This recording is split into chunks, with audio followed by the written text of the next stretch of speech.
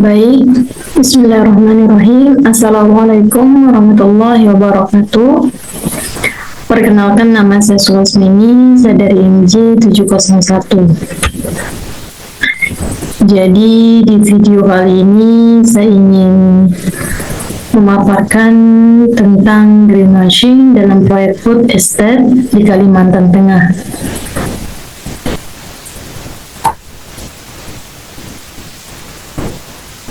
Jadi pada kesempatan ini saya akan memaparkan tentang analisis mengenai isu etika bisnis yang terjadi dalam proyek food estate di Kalimantan Tengah, terutama terkait praktik greenwashing. Jadi presentasi ini akan saya bagi menjadi 3 bagian. Yang pertama ada pandangan saya mengenai proyek food estate. Kemudian yang kedua ada analisis etika bisnis yang berkaitan dengan greenwashing. Kemudian yang ketiga yaitu saran atau rekomendasi konkret agar proyek ini lebih bertanggung jawab secara etika dan lingkungan. Jadi di sini ada pendapat pribadi tentang proyek food estate. Proyek food estate adalah program pemerintah Indonesia yang bertujuan untuk memperkuat ketahanan pangan nasional melalui pembukaan lahan pertanian skala besar. Salah satu wilayah yang dijadikan lokasi proyek ini adalah Kalimantan Tengah. Di atas kertas, tujuan proyek ini terlihat mulia. Indonesia memang membutuhkan strategi jangka panjang untuk memastikan ketahanan pangan bagi ratusan juta penduduknya. Namun, dalam pelaksanaan di lapangan, proyek ini mengalami banyak masalah. Salah satu isu utama adalah gagalnya proyek sawah yang kemudian beralih fungsi menjadi kebun kelapa sawit. Hal ini sangat kontradiktif dengan tujuan awal proyek. Alih fungsi lahan ini menunjukkan ketidakkonsistenan antara rencana dan pelaksanaan.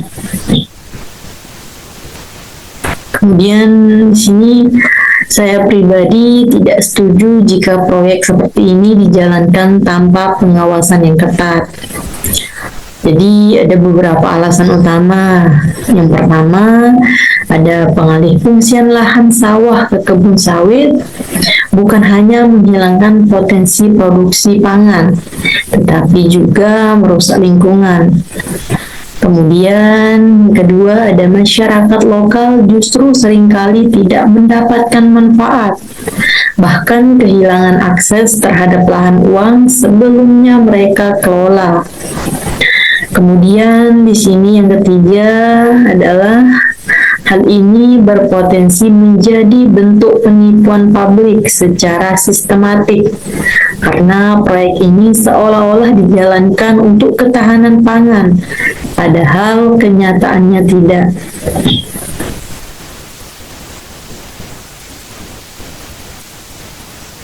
Kemudian di sini yang kedua yaitu analisis etika bisnis dan praktik greenwashing. Dalam perspektif etika bisnis, proyek food estate ini dapat dikaji dari sisi transparansi, akuntabilitas, dan tanggung jawab sosial. Sayangnya, banyak dari aspek tersebut tidak terpenuhi. Salah satu praktik yang paling menonjol adalah greenwashing, yaitu ketika suatu pihak baik pemerintah maupun perusahaan menggunakan klaim ramah lingkungan atau berkelanjutan hanya sebagai alat pemasaran atau legitimasi.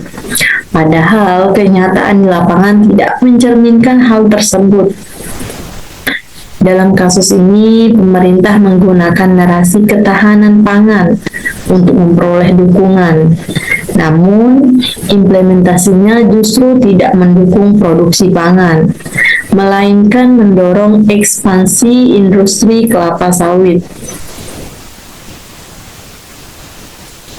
Kemudian di sini ada praktik ini melanggar prinsip etika bisnis Antara lain, di sini yang pertama ada kejujuran. Proyek ini tidak sepenuhnya jujur mengenai tujuannya. Kemudian yang kedua ada transparansi. Jadi kurangnya data terbuka mengenai evaluasi proyek dan dampak lingkungannya. Kemudian di sini yang ketiga ada keadilan sosial. Masyarakat adat dan petani lokal seringkali menjadi korban alih fungsi lahan. Kemudian yang terakhir yaitu tanggung jawab lingkungan. Lahan rawa dan hutan rusak akibat pengembangan besar-besaran yang tidak berkelanjutan. Maka dapat disimpulkan bahwa proyek food estate ini tidak hanya gagal secara teknis, tetapi juga mencerminkan kegagalan dalam penerapan etika bisnis yang bertanggung jawab. Kemudian di sini yang terakhir ada rekomendasi penyesuaian etis dan lingkungan.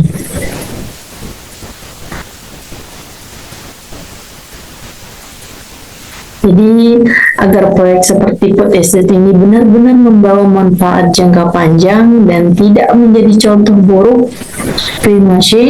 saya ingin menyampaikan beberapa saran. Yang pertama, itu evaluasi ulang proyek.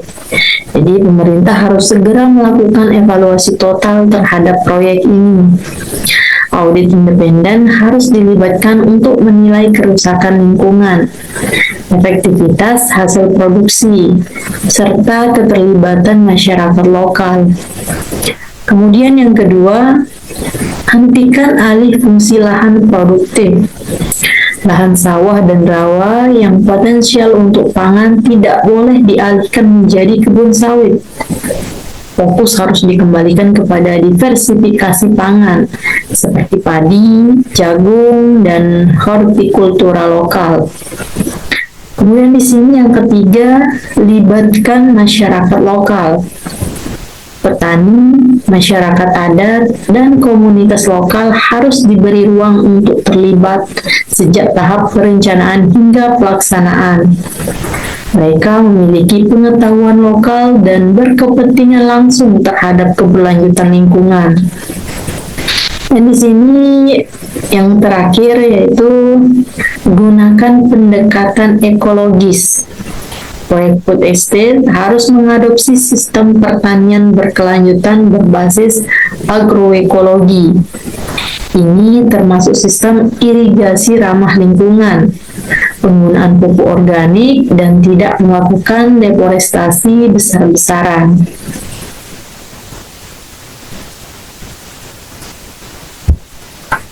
Baik, itu saja tadi pemaparan dari saya. Kurang dan lebihnya mohon maaf. Wabillahi taufiq wal hidayah. Wassalamualaikum warahmatullahi wabarakatuh. Terima kasih.